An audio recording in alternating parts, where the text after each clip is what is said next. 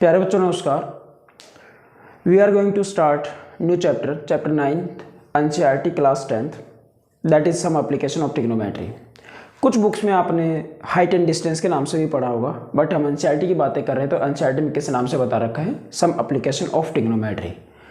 ज़्यादा बेसिक नहीं है, बेसिक बहुत कम है और कुछ बेसिक आप पहले ही पढ़ चुके हो। चैप्टर 8 में इंट्रोडक्शन टू ट्रिग्नोमेट्री में पढ़ चुके हो।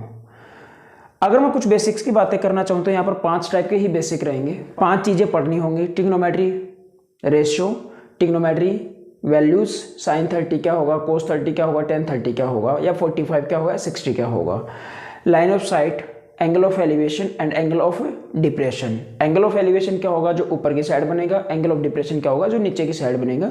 ये सब चीज़ें हम पढ़ने वाले हैं। तो सबसे पहले हम स्टार्ट करते हैं, बिल्कुल बेसिक से स्टार्ट करेंगे। बिल्कुल बेसिक से स्टार्ट करेंगे। बेसिक क्या है? बेसिक है ट्रिग्नोमेट्री रेशियो। रेशियो क्या होगा, परपेंडिकुलर अपॉन हाइपोटेन्यूज क्या होगा, हाइपोटेन्यूज अपॉन परपेंडिकुलर क्या होगा, बेस अपॉन परपेंडिकुलर क्या होगा, या परपेंडिकुलर अपॉन बेस क्या होगा। इस बारे में हमें पढ़ना होगा। उससे पहले भी हम कहाँ से स्टार्ट करने जा रहे हैं, बिल्कुल बेसिक से स्टार्ट करने जा रहे हैं, राइट एंगल ट्रायंगल से। और राइट एंगल ट्रायंगल से भी अगर मैं पहले बातें बताना चाहूँ, 1-2 मिनट के लिए बिल्कुल बेसिक बातें बताना चाहूँ, तो आपको पता होगा एक ट्रायंगल टोटल कितने टाइप की होती है? 3 टाइप की होती हैं। या तो आप कौन सी होगी, आइसोसेलेस ट्रायंगल, इक्विलैटरल ट्रायंगल या स्केलेन ट्रायंगल। और उसकी भी अगर मैं बातें करना चाहूँ तो या तो एक्यूट एंगल ट्रायंगल या राइट एंगल ट्रायंगल या फिर क्या होगा, ऑब्ट्यूज एंगल ट्रायंगल। तो अब हम यहाँ पर जो बात करने जा रहे हैं, किसकी बातें करने जा रहे हैं, राइट एंगल ट्रायंगल की बातें करने जा रहे हैं। आपको क्वेश्चन करने से पहले आपको ये चीज़ पता होनी चाहिए कि हर क्वेश्चन में हम क्या लेके चलेंगे, एक राइट एंगल ट्रायंगल लेके चलेंगे। राइट एंगल ट्रायंगल के जो पार्ट होंगे वो कितने पार्ट होंगे? राइट एंगल ट्रायंगल के क्या, अगर मैं टोटल जो ट्रायंगल की बातें करना चाहूँ तो सभी ट्रायंगल के कितने पार्ट होते हैं? टोटल 9 पार्ट होंगे। कौन से 9 पार्ट होंगे? 3 वर्टेक्स होंगे, 3 क्या होंगे, वर्टेक्स होंगे, 3 क्या होंगी, साइड, और 3 क्या होंगे, एंगल होंगे। इस चीज में आप पहले भी एक बार 9th क्लास में पढ़ चुके होंगे और आपने CPCT से पढ़ा होगा। ट्रायंगल नाम का जो चैप्टर आया था उसमें आपने CPCT पढ़ा होगा। CPCT क्या है बेटा? CPCT is the abbreviation of the corresponding part of congruent triangle. Part यहाँ पर क्या है, corresponding part of congruent triangle. तो यहाँ से जो अपने पास P स्टैंड्स फॉर पार्ट, ये क्या था, पार्ट। तो एक ट्रायंगल के कितने पार्ट होंगे? टोटल मिला के 9 पार्ट होंगे। 3 तो वर्टेक्स होंगे, 3 साइड होंगी और 3 क्या होंगे, एंगल होंगे। अब बात आती है एंगल, अभी हमें नहीं करने, हमें वर्टेक्स नहीं करने, अब हम आते हैं साइड के ऊपर। और साइड भी कैसी होगी अपने पास? अगर मैं सिंपल राइट एंगल ट्रायंगल की बातें करना चाहूँ, क्योंकि हम राइट एंगल ट्रायंगल लेके चलेंगे ट्रिग्नोमेट्री में, तो यहाँ पर अपने पास क्या होगा, राइट एंगल ट्रायंगल। ये क्या बन चुका बेटा, एक राइट एंगल ट्रायंगल। राइट का मतलब आपको पता ही होगा, एक्यूट एंगल और ऑब्ट्यूज एंगल का तो आपको पता होगा। एक्यूट एंगल कौन से होते हैं? जो 90 से छोटे होंगे, 0 से बड़ा होना चाहिए और 90 से क्या होना चाहिए, छोटा होना चाहिए। बच्चों को जो याद करवाया जाता है, बच्चों को जर्नल ये चीज़ें याद नहीं रहती, तो आपको कैसे याद रखना होगा, एक्यूट। एक्यूट तो इसका मतलब आप इसको क्यूट को याद रख लो। यहाँ से ये क्या है बेटा, क्यूट। एक्यूट का मतलब क्या है, 90 से छोटा, 0 से बड़ा। तो यहाँ पर क्या होगा, क्यूट। क्यूट का मतलब होते हैं छोटे छोटे एंगल या छोटे छोटे बच्चे आप कह सकते हो। तो जैसे आप छोटे छोटे बच्चे कहोगे तो छोटे छोटे एंगल रहते हो, क्या रहते हैं, एक्यूट एंगल रहते हैं। कहाँ तक, 90 से कम। अगर जहाँ पर भी 90 पर चला जाएगा, तो जहाँ पर 90 पर चला जाएगा तो कौन सा एंगल बन जाएगा या कौन सी ट्रायंगल बन जाएगी, राइट एंगल ट्रायंगल बन जाएगी, मतलब राइट एंगल बन जाएगा। तो इसका मतलब क्या होगा, उसके बाद क्या होगा फिर, तो एक्यूट अगर आ चुका तो बच्चा क्या, 90 से बड़ा और 180 से छोटा, क्या होगा, ऑब्ट्यूज एंगल ट्रायंगल होगा या ऑब्ट्यूज एंगल होगा। तो सिंपली अब हम क्या पढ़ने जा रहे हैं, यहाँ पर राइट एंगल ट्रायंगल पढ़ने जा रहे हैं। तो यहाँ पर क्या बना होगा अपने पास, 90 डिग्री बना होगा। तो यहाँ पर 3 अपने पास क्या हो चुके, vertex. A B C are the vertexes of this triangle. तो A B C क्या होगा, यहाँ पर वर्टेक्स होंगे। AB BC और AC क्या होंगे, साइड्स होंगी। AB BC और CA क्या होगी बेटा, साइड्स होंगी। तो यहाँ से इसका साइड का भी पर्टिकुलर नाम बताया गया। क्या बताया गया यहाँ पर, साइड का भी नाम बताया गया। AB कौन सी साइड है, BC कौन सी साइड है और AC कौन सी साइड है। तो इसमें 3 साइड रहेंगी, एक तो परपेंडिकुलर होगा, एक बेस होगा और एक क्या होगी, हाइपोटेन्यूज होगी। एक लंब होगा, एक आधार होगा, तो एक क्या होगी, कर्ण होगी। तो यहाँ से आपको मतलब परपेंडिकुलर तो फिक्स है, नहीं परपेंडिकुलर फिक्स नहीं, सॉरी, क्या है, हाइपोटेन्यूज तो फिक्स है। हाइपोटेन्यूज तो क्या रहेगी, फिक्स रहेगी। यहाँ पर हाइपोटेन्यूज को मैं यहाँ से किससे डिनोट करना चाहूँगा, H से। परपेंडिकुलर को किससे डिनोट करेंगे बेटा, P से। और बेस को मैं बेस ही लिख दूंगा, क्योंकि थोड़े से बड़े हैं, शॉर्टकट में चलूंगा टाइम बचाने के चक्कर में, तो H और P लिखूंगा वहाँ पर।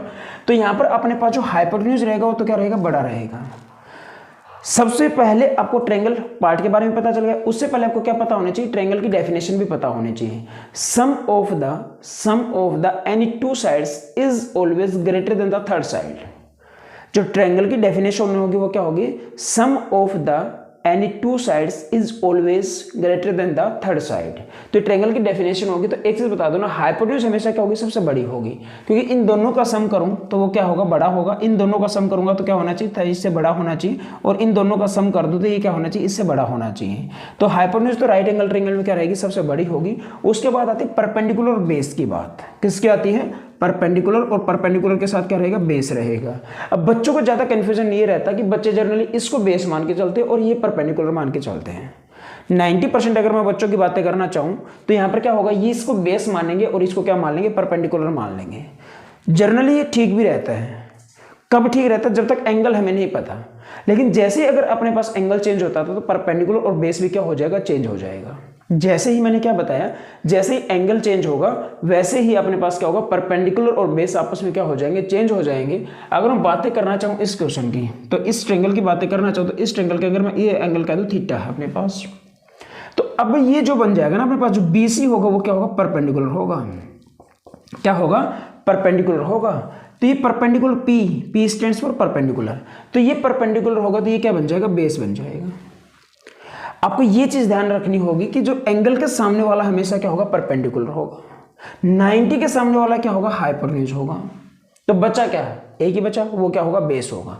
जैसे अगर मैं दूसरी ट्रायंगल की बातें करना चाहूँ तो यहाँ पर अपने पास एक कोई राइट एंगल ट्रायंगल है, तो इसका नाम अगर मैं देना चाहूँ पी क्यू आर, तो these are the three vertexes, तो पी क्यू एंड आर। तो इसका मतलब यहाँ पर क्या होगा, 90 के सामने वाला क्या होगा, हाइपोटेन्यूज होगा। 90 के सामने वाला क्या होगा, अभी थोड़ी देर पहले बताया था, 90 के सामने वाला क्या होगा, हाइपोटेन्यूज होगा। लेकिन अगर मैं कह दूं कि अपने पास एंगल ये बना हुआ आपकी बार थीटा, ये क्यू है और ये थीटा है, ये क्यू है, तो इसका मतलब ये थीटा बना हुआ है। तो थीटा के सामने वाला मतलब एंगल के सामने वाला क्या होगा, परपेंडिकुलर होगा। एंगल के सामने वाला क्या होगा, परपेंडिकुलर होगा। तो यहाँ पर क्या होगा अपने पास, परपेंडिकुलर। और बचा क्या, एक ही बचा, तो ये क्या बन जाएगा, बेस बन जाएगा। ये क्या होगा, बेस होगा। अगर एक और ट्रायंगल के माध्यम से आपको मैं समझाना चाहूँ, कई बार एग्जामिनर आपको कंफ्यूजन करने के लिए चीज़ें पूछ लेता है और यहाँ पर 90 डिग्री बना दिया जाएगा। फिर से वही ABC ट्रायंगल के वर्टेक्स के अगर मैं नाम बताना चाहूँ तो क्या है, ABC है। तो इसका मतलब यहाँ पर क्या अपने पास A, थोड़ी देर पहले क्या बताया था, A है तो 90 पर बना हुआ है, तो 90 के सामने वाला क्या होगा, हाइपोटेन्यूज होगा। तो ये क्या बन जाएगा, हाइपोटेन्यूज बन जाएगा। अब मैं इसमें ये नहीं बता पाऊंगा तब तक जब तक हमें एंगल नहीं पता होगा, तब तक मैं ये नहीं बता पाऊंगा कि इसमें जो बेस होगा वो क्या होगा और परपेंडिकुलर क्या होगा। अगर मैं बता दूं ये अपने पास थीटा है, तो थीटा के सामने वाला क्या होगा, परपेंडिकुलर होगा। तो सिंपल सी बात है, ये क्या बन जाएगा, बेस बन जाएगा। तो सबसे पहले तो आपको यहाँ पर साइड के बारे में पता होना चाहिए कि कौन सा परपेंडिकुलर है, कौन सा बेस है, कौन सा हाइपोटेन्यूज है। ये तीन चीज पता होने के बाद, क्यों पता होनी चाहिए, क्योंकि आप अगर मैं हिंदी की बातें करना चाहूँ तो आप लाल कक्का पढ़ने वाले हो और पंडित बद्री प्रसाद हर हर बोल रहे, या पाकिस्तान भूखा पैसा, हिंदुस्तान हरा भरा, हरियाणा हरा भरा, या फिर हिमाचल प्रदेश हरा भरा, तो वो सब चीज़ें पढ़ने से पहले आपको इनके बारे में सब कुछ पता होना चाहिए। बेसिक चीज़ें क्या पता है अभी तक, अगर मैं रिवाइज करवाना चाहूँ तो सबसे पहले हम क्या पढ़ने वाले हैं, ट्रिग्नोमेट्री रेशियो। रेशियो से पहले हमें किसकी नॉलेज होनी चाहिए, परपेंडिकुलर की नॉलेज होनी चाहिए, हाइपोटेन्यूज की नॉलेज होनी चाहिए और बेस आपको पता होना चाहिए। तो ये क्या होगा, आपको दो ही चीज ध्यान रखनी, 90 के सामने वाला तो क्या होगा, हाइपोटेन्यूज होगा। 90 के सामने वाला तो क्या होगा, हाइपोटेन्यूज होगा। उसके बाद क्या बताया, जो भी एंगल बना होगा, थीटा बना होगा, अल्फा बना होगा, बीटा बना होगा, गामा बना होगा, जो भी एंगल बना होगा तो उसके सामने वाला क्या होगा, परपेंडिकुलर होगा। यहाँ पर थीटा बना तो ये क्या है, परपेंडिकुलर है। यहाँ पर थीटा बना तो ये क्या है, परपेंडिकुलर है। यहाँ पर थीटा बना तो ये क्या है, सामने वाला क्या होगा, परपेंडिकुलर होगा। तो ये क्या बन जाएगा बेटा, परपेंडिकुलर बन जाएगा।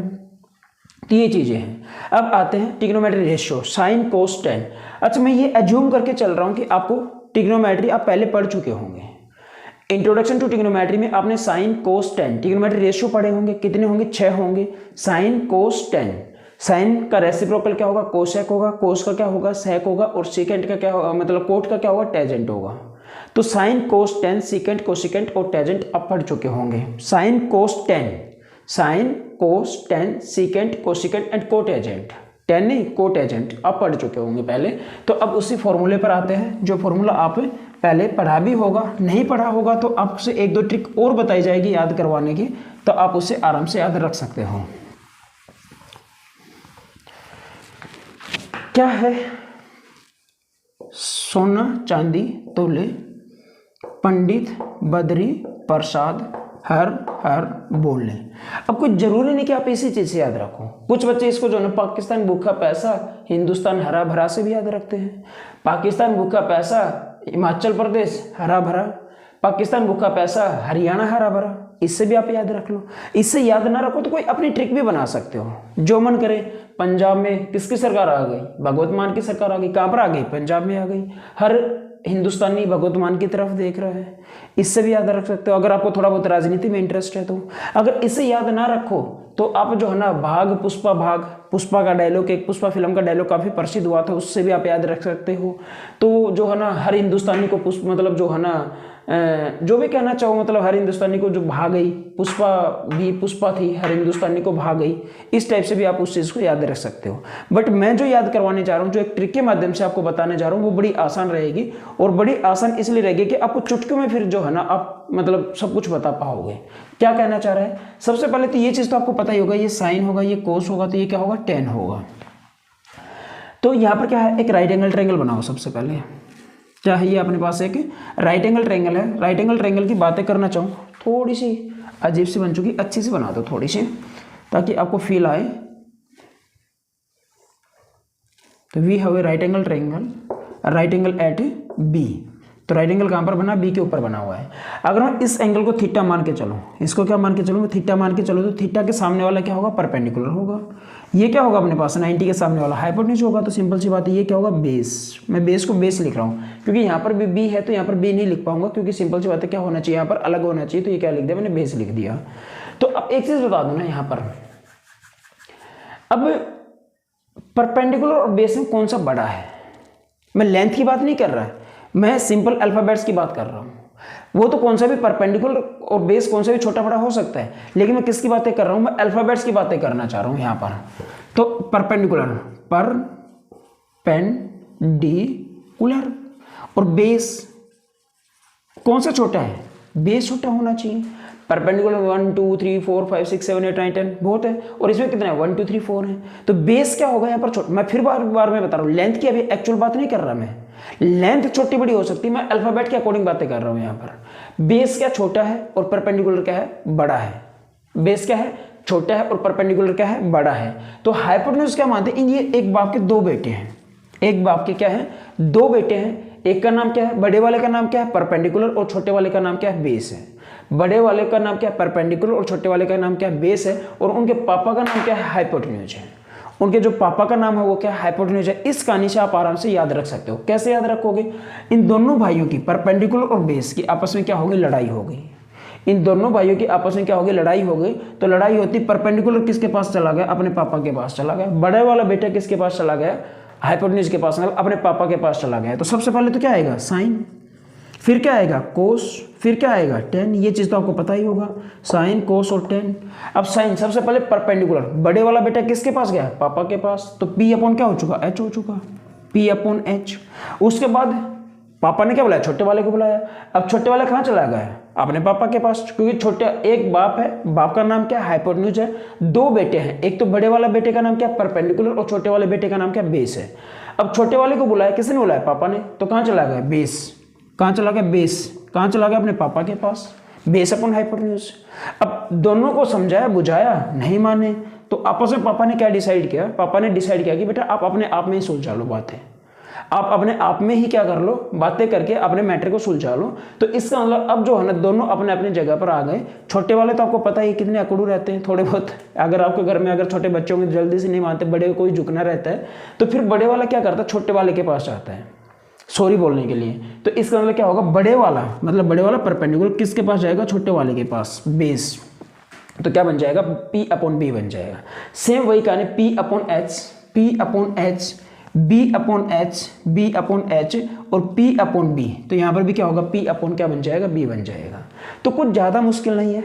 अब अगर वही पंडित बद्री मतलब जो है ना, पंडित बद्री प्रसाद हर हर बोले से याद रखना चाहो, मोस्ट वेलकम। इससे याद रखना चाहो तो इससे याद रख लो, या अपना कोई भी ट्रिक बनाना चाहो तो उससे भी बना सकते हो। परवीन, भाग परवीन, हाँ हाँ हाँ भागो भाई। तो बहुत सारी ट्रिक आ रखी है, तो वो ट्रिक भी आप कर सकते हो। या पुष्पा भाग पुष्पा, जो भी कुछ अपना कहने का मतलब ये है, एक ट्रिक को पकड़ लो। सबसे जो आसान ट्रिक रहती है वो मेरे हिसाब से यही रहती है कि एक मतलब जो ना, पापा का नाम क्या है, हाइपोटेन्यूज है, परपेंडिकुलर क्या है, दो बेटे हाइपोटेन्यूज के, बड़े वाले का नाम परपेंडिकुलर, छोटे वाले का नाम क्या है, बेस है। आप इससे भी याद रख सकते हो। तो ये अपने पास क्या होगा, अगर हाँ उसके बाद ये क्या होगा, साइन थीटा क्या होगा, पी अपॉन एच। जो भी रेशियो आ चुका अपने पास। अब बात आते हैं ये छोटी सी ट्रिक के बाद हम आते हैं रेशियो के ऊपर, ट्रिग्नोमेट्री रेशियो के ऊपर। तो P अपॉन एच के रेशियो को क्या कह दिया गया, साइन थीटा कह दिया गया। P अपॉन एच के रेशियो को क्या कह दिया गया, साइन थीटा कह दिया गया। तो H अपॉन P के रेशियो को क्या कह दिया गया, कोसेक थीटा। इसका उल्टा अगर मैं बातें करना चाहूं, ये अपने पास क्या है, साइन क्या है, P अपॉन एच।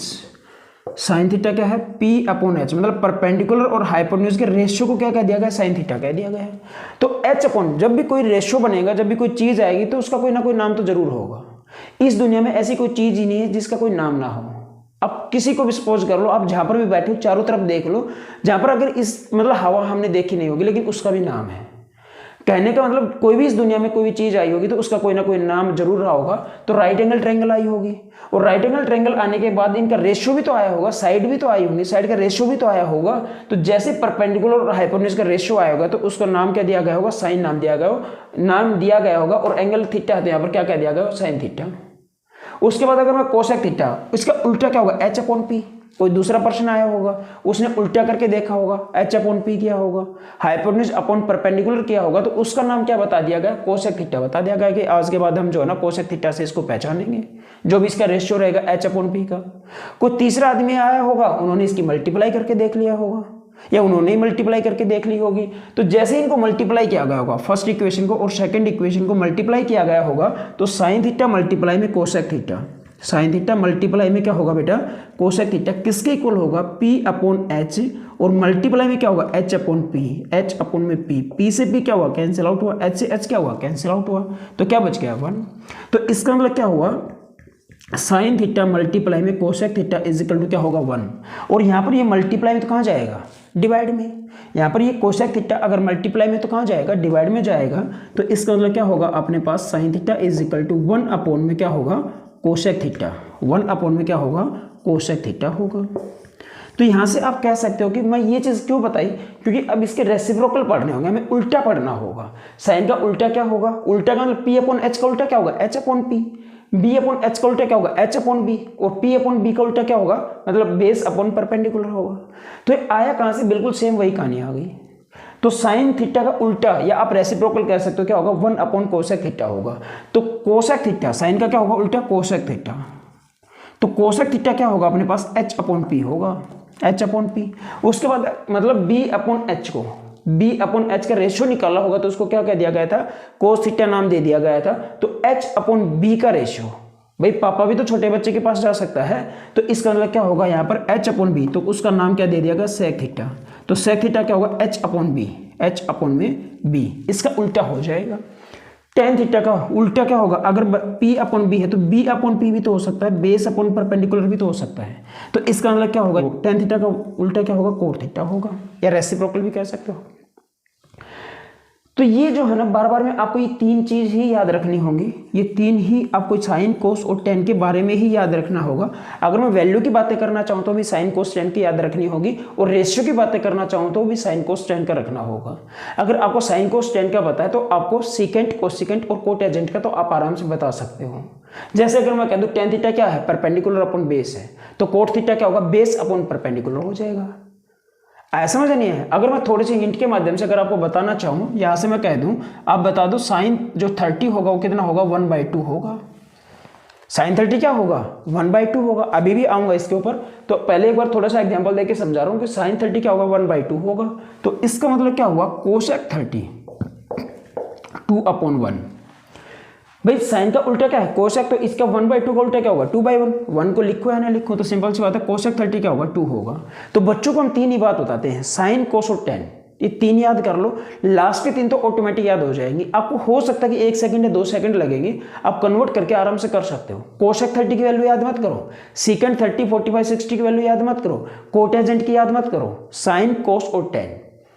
जैसे आपके पास ये वैल्यू आती है अब तुरंत इनका क्या कर दो, उल्टा कर दो, ऑटोमेटिक वैल्यू आ जाएगी। लेकिन इसमें तो वो भी करने की जरूरत नहीं है। जनरली सभी के सभी क्वेश्चंस में हम क्या यूज करने वाले हैं, साइन कोस या टेन, और इन तीनों में भी साइन कोस टेन में भी ज्यादा क्या यूज करने वाले, टेन थीटा यूज करने वाले हैं। तो ये अपने पास क्या ट्रिग्नोमेट्री रेशियो है। हाँ, उसके बाद अगर कोई बच्चा हिंदी मीडियम का है, इस वीडियो को देख रहा है और उसको ये इंग्लिश ना समझ आ रही हो, तो अब सिंपल सी बात है, इतनी तो इंग्लिश तो आप परपेंडिकुलर हाइपोटेन्यूज बेस को तो जानते होंगे, लेकिन अगर लंब, कर्ण और आधार से अगर आप करना चाहो तो यहाँ पर कर सकते हो। अगर मैं इस राइट एंगल ट्रायंगल की बातें करना चाहूँ तो ये अपने पास क्या होगा बेटा, लंब। परपेंडिकुलर को क्या बोला जाता है, लंब। क्या बोला जाएगा, आधार। बेस को क्या बोला जाएगा, आधार। और हाइपोटेन्यूज को क्या बोला जाएगा, कर्ण। क्या बोला जाएगा, कर्ण बोला जाएगा।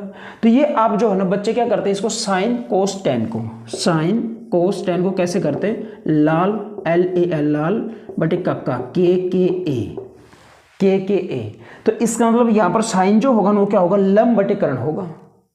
क्या होगा, लंब बटे कर्ण। लंब बटे कर्ण मतलब बड़ा बेटा किसके पास जाएगा, बाप के पास आएगा, तो लंब बटे कर्ण, लाल कक्का के नाम से जानते हैं। कोसेक थीटा क्या होगा, छोटे वाला बेटा कहां पर जाएगा, बाप के पास जाएगा, मतलब आधार, आधार बटे कर्ण।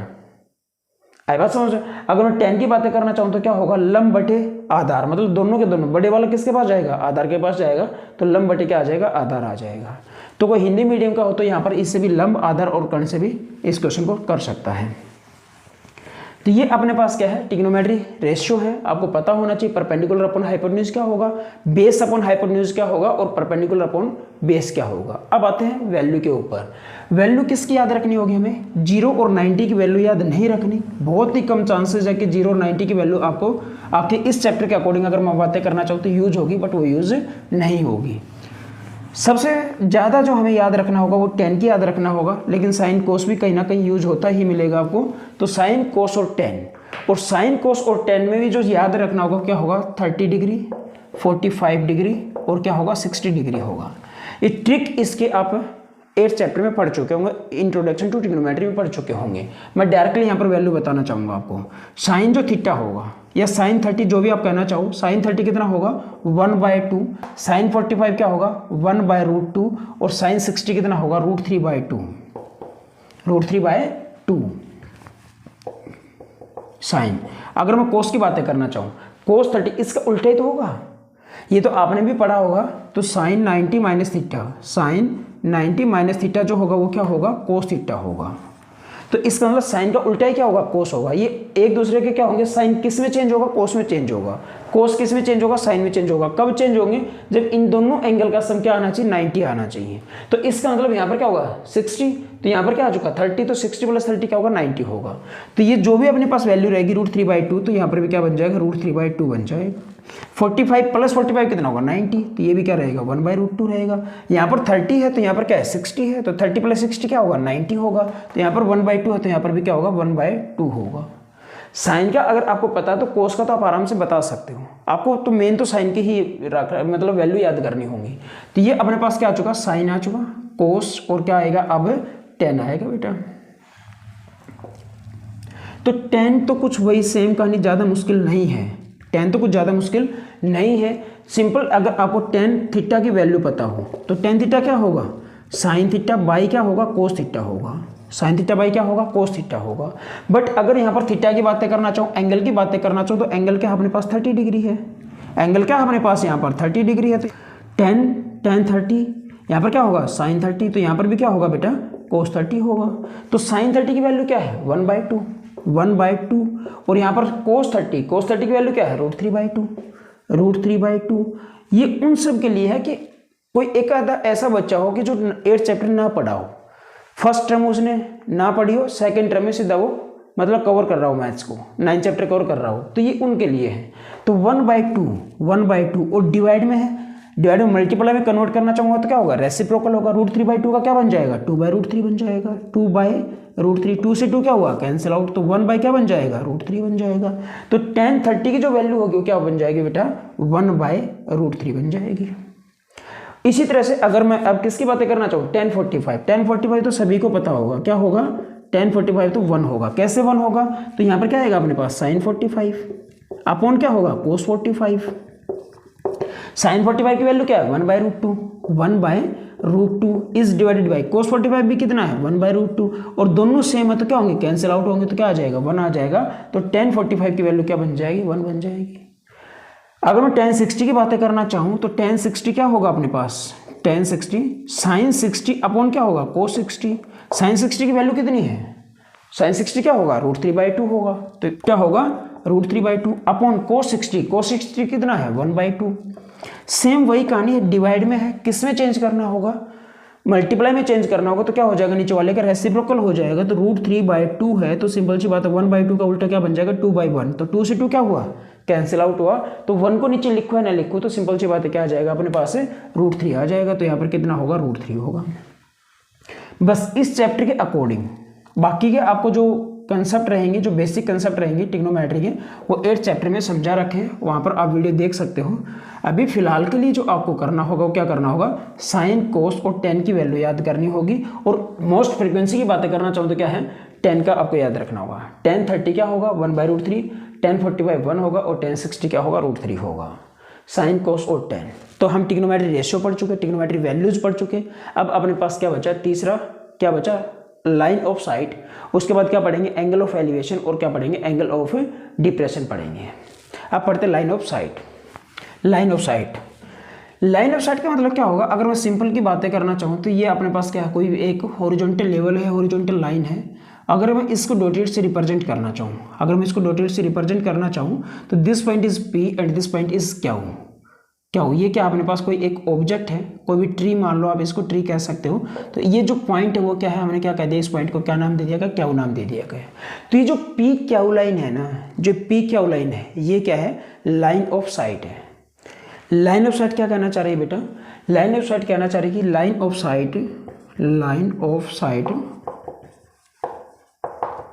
When an observer looks. यहां पर क्या कहना चाह रहा है कि एक ऑब्जर्वर है जब एक ऑब्जर्वर देखता है कहां से देखता है from A point P। From कहां से ये आपको मैं पहले भी बता चुका फ्रॉम और फ्रॉम ये तो फ्रॉम लिखा गया तो यहां पर क्या होगा फ्रॉम दोनों के बीच में डिफरेंस है बेटा फ्रॉम और फ्रॉम के बीच में डिफरेंस आपको पता होना चाहिए। तो व्हेन एन ऑब्जर्वर फ्रॉम का मतलब क्या होगा यहाँ पर अगर मैं बातें बताना चाहूँ तो फ्रॉम का मतलब क्या होगा से होगा और यहाँ पर फ्रॉम का मतलब क्या होगा बनाना होगा। थोड़ी देर में भी आ जाएगा वो चीज़ें हम बता देंगे आपको जब एंगल ऑफ एलिवेशन और एंगल ऑफ डिप्रेशन पढ़ाएंगे। तो ये कहना चाह रहा है कि जब एक ऑब्जर्वर देखता है और किसको देखता है ऑब्जेक्ट को और कहाँ से देखता है from A point P from A point P कहाँ से देखता है P से देखता है और कहाँ पर देखता है एट एन ऑब्जेक्ट एक ऑब्जेक्ट पर देखता है। कहां पर देखता है एक ऑब्जेक्ट पर देखता है at an object then the line PQ is called line of sight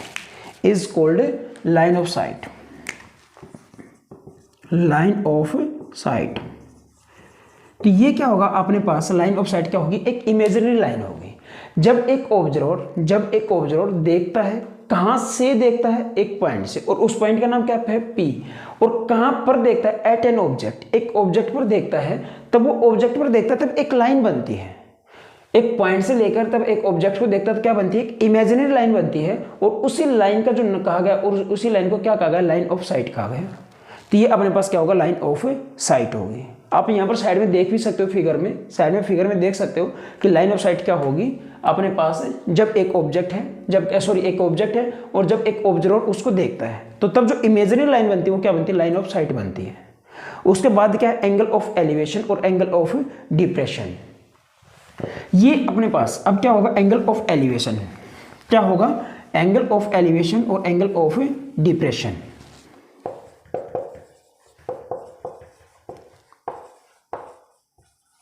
angle of elevation क्या होगा बेटा कुछ ज़्यादा इसमें बेसिक है नहीं बस सिंपल एंगल ऑफ एलिवेशन होगा और उसके बाद क्या होगा एंगल ऑफ डिप्रेशन होगा। कहना चाह रहा कि एंगल ऑफ एलिवेशन क्या है एक एंगल है क्या है कि angle of elevation is an angle of elevation क्या है एक एंगल है कहाँ से बनता है वो पता नहीं, लेकिन अभी देखते हैं। Formed, angle of elevation is an angle formed, क्या है फॉर्म्ड, वो बनता है, कहाँ से बनता है, फॉर्म्ड बाय ए, बाय या by the line of site, line of site जो अभी थोड़ी देर पहले समझाया था, by the line of site. और किसके साथ बनाता हुआ angle, with the horizontal line, या लेवल भी कह सकते हो, विद द हॉरिजॉन्टल लाइन, या लाइन के साथ आप क्या कह सकते हो, लेवल भी कह सकते हो। जहां पर 0 डिग्री एंगल बनता है ना, ये क्या होगा अपने पास, हॉरिजॉन्टल लाइन होगी, हॉरिजॉन्टल लाइन भी कह सकते हो, लेवल भी कह सकते हो। तो जहां से यहाँ पर कोई ऑब्जर्वर है वो बिल्कुल सामने देख रहा है, तो कितना डिग्री एंगल बना रहा है, 0 डिग्री एंगल बना रहा है। ये कहना चाह रहा है कि angle of elevation is an angle formed, वो बनता है किसके द्वारा बनाया जाता है, लाइन ऑफ साइट के द्वारा बनाया जाता है। और उसके बाद किसके साथ मिलकर बनता है, हॉरिजॉन्टल लाइन के साथ मिलकर बनता है। तो ये कहने का मतलब ये जो एंगल है वो क्या है, थीटा है। तो ये एंगल जो थीटा होगा वो क्या होगा, एंगल ऑफ एलिवेशन होगा। कहने का मतलब नीचे से अगर हम नीचे से किसी ऑब्जेक्ट को देखते हैं तो क्या होगा, एंगल ऑफ एलिवेशन होगा। आप साइड में भी देख सकते हो यहाँ पर, तो वो क्या है, एंगल ऑफ एलिवेशन है। मतलब ऑब्जर्वर है, और वो ऑब्जर्वर कहाँ पर देख रहा है, लाइट हाउस की अगर मैं बातें करना चाहूँ तो लाइट हाउस के जो ऊपर देख रहा है वो तो क्या है, मतलब हवाई जहाज को देख रहा है, एरोप्लेन को देख रहा है, तो क्या है, एंगल ऑफ एलिवेशन है। लेकिन नीचे जब वो अगर समुद्री जहाज को देखता है तो वो क्या होगा, अपने पास एंगल ऑफ डिप्रेशन होगा, जो अब हम पढ़ने वाले हैं। तो लेकिन एक चीज बताओ, ये सेम बात मैं एंगल ऑफ डिप्रेशन में भी लिखने वाला हूँ, लेकिन एंगल ऑफ डिप्रेशन में कुछ थोड़ा बहुत चेंज होगा। क्या ये सही किया, नहीं, गलत है, अभी गलत है। अभी ठीक कब होगा, ये ठीक अब होगा जब मैं इसमें क्या करना चाहूंगा, वहन, एक लाइन ऐड करना चाहूंगा। वो कहना चाह रहा कि वहन it is above the horizontal line. ये चीज मैंने इतनी देर बाद क्यों बताई, क्योंकि तब आपको पता चले कि आप ये गलती ना करो। अभी तक यहाँ पर क्या था, अधूरा था, क्योंकि ये एंगल जो है ना, angle of elevation is an angle formed by the line of site, तो वो तो नीचे भी तो बन सकता है, बट हमें तो क्या बताना था, एंगल ऑफ एलिवेशन बताना था। हॉरिजॉन्टल से क्या बनेगा, ऊपर बनेगा, हॉरिजॉन्टल से क्या बनेगा, ऊपर बनेगा। तभी तो कहना चाह रहा कि when it is above the horizontal level, जो हॉरिजॉन्टल लाइन होगी या लेवल होगा उससे क्या बन रहा होगा, ऊपर बन रहा होगा, तभी क्या होगा, वो एंगल ऑफ एलिवेशन होगा। अगर मैं एंगल ऑफ डिप्रेशन की बातें करना चाहूं तो सिंपल कुछ भी नहीं होगा।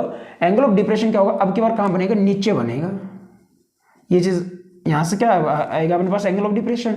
तो जो समुद्री जहाज है ना, उसको अगर वो लाइट है उसके ऊपर जो खड़ा हुआ आदमी देख रहा है या इंसान देख रहा है, मनुष्य देख रहा है, वो क्या बना रहा है, एंगल ऑफ डिप्रेशन बना रहा है। क्या बना रहा है वो, एंगल ऑफ डिप्रेशन। जो वाई एंगल है वो क्या बना रहा है बेटा, एंगल ऑफ डिप्रेशन बना रहा है। इस हॉरिजॉन्टल लाइन को मैं थोड़ी देर के लिए हटा रहा हूं यहां से, आपको पता चल चुका होगा हॉरिजॉन्टल लाइन क्या है। तो इसका मतलब अब की बार मैं यहां पर क्या कह दूं, इसको फाई कह दूं। फिगर में अलग एंगल है, यहां पर अलग एंगल है, तो यहां पर क्या, when it is above the horizontal line, angle of elevation. लेकिन इसके साथ में मैं अब की बार क्या बताना चाह रहा हूं, आपको एंगल ऑफ डिप्रेशन बताना चाह रहा हूं। Angle of depression, angle of depression बिल्कुल सेम होगा, कुछ अलग नहीं है। एंगल ऑफ डिप्रेशन, एलिवेशन की जगह यहां पर भी क्या आएगा, डिप्रेशन आएगा। Angle of depression, angle of depression is an angle, वो भी एक एंगल है, फॉर्म्ड, वो भी बना हुआ है by the line of site. किससे बना हुआ, लाइन ऑफ साइट। अब की बार ये लाइन ऑफ साइट नहीं है, अब की बार क्या, ये लाइन ऑफ साइट है, क्योंकि अब की बार जो ऑब्जेक्ट है वो कहां पर है, नीचे है। वो कहां पर देख रहा है, नीचे की तरफ देख रहा है, ऑब्जेक्ट 2 की तरफ देख रहा है। कहां पर देख रहा है, ऑब्जेक्ट 2 की तरफ देख रहा है। तो इसका मतलब क्या होगा, अब की बार लाइन ऑफ साइट ये नहीं होगा, लाइन ऑफ साइट क्या होगी, चेंज हो जाएगी। लाइन ऑफ साइट क्या होगी, ये होगी। तो angle of depression is an angle formed by the line of site, मतलब लाइन ऑफ साइट से बनाया गया है। और किसके साथ बनाया गया है, हॉरिजॉन्टल लाइन के साथ। किसके साथ है, हॉरिजॉन्टल लाइन। तो हॉरिजॉन्टल लाइन तो क्या अपने पास ये है, और ये क्या अपने पास, लाइन ऑफ साइट है। इससे जो एंगल बना है, जो फॉर्म हुआ है, वो क्या है, एंगल ऑफ डिप्रेशन है। बट क्या ये सही है, नहीं। अब वो नहीं है, अब की बार हॉरिजॉन्टल लाइन से ऊपर नहीं है, हॉरिजॉन्टल लाइन से क्या है, नीचे है। ये अपने पास क्या है, हॉरिजॉन्टल लाइन है।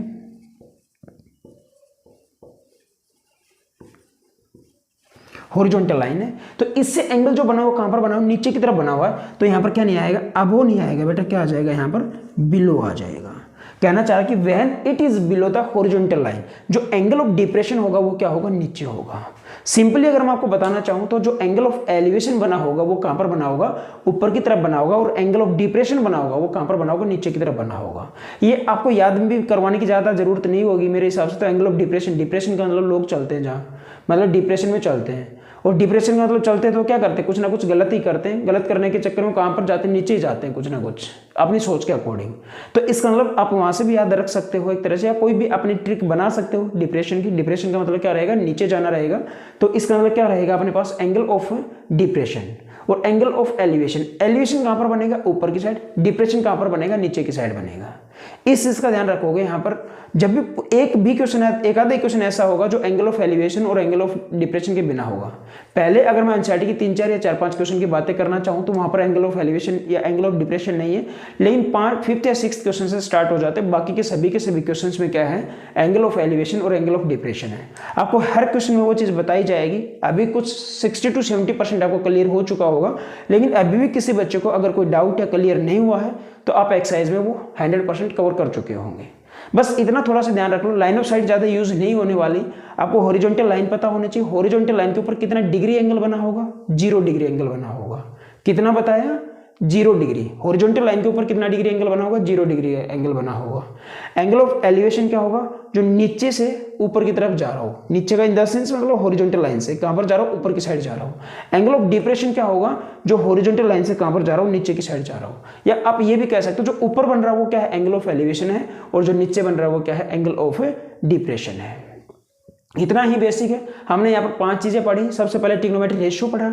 उससे पहले ट्रिग्नोमेट्री रेशियो पढ़ने से पहले हमने क्या पढ़ा था, ट्रायंगल पढ़ी थी। कितने पार्ट होते हैं ट्रायंगल के, 9 पार्ट होते हैं। 9 कौन से, 3 तो वर्टेक्स होंगे, 3 साइड होंगे, और 3 क्या होंगे, एंगल होंगे। ट्रायंगल भी 3 टाइप की होंगी। आप वहां से right angle triangle, acute angle triangle, obtuse angle triangle. तो अब आपको क्या पढ़ना है, राइट एंगल ट्रायंगल पढ़ना है। क्या पढ़ना है आपको, राइट एंगल ट्रायंगल पढ़ना है। उसमें भी परपेंडिकुलर अपॉन हाइपोटेन्यूज क्या होगा, बेस अपॉन हाइपोटेन्यूज क्या होगा, या परपेंडिकुलर अपॉन बेस क्या होगा। ट्रिग्नोमेट्री रेशियो पढ़ा। उसके बाद आपने क्या पढ़ी, वैल्यू। कौन सी value, sin 30 1/2, sin 45 1/2, sin 60 √3/2, cos 30 √3/2, cos 45 1/2, cos 45 1/2, cos 60 1/2, tan 30 1/3, tan 45 1 और tan 60 √3। तो ये सब चीजें आपने वहां पर पढ़ चुके हो। और अब जो पढ़ना जा रहे हैं उसके बाद हमने क्या पढ़ा, लाइन ऑफ साइट पढ़ी। लाइन ऑफ साइट क्या होती है, एक इमेजिनरी लाइन होती है जो एक पॉइंट से बनती है, एक ऑब्जर्वर से की आंखों से बनती है, और कहां पर बनती है, किसी ऑब्जेक्ट पर जाके मिलती है। तो एक इमेजिनरी लाइन को क्या कहा गया, लाइन ऑफ साइट कहा गया। उसके बाद एंगल ऑफ एलिवेशन पढ़ा, और उसके बाद क्या पढ़ा हमने, एंगल ऑफ डिप्रेशन पढ़ा। मिलते हैं एक्सरसाइज में। Okay bye, take care.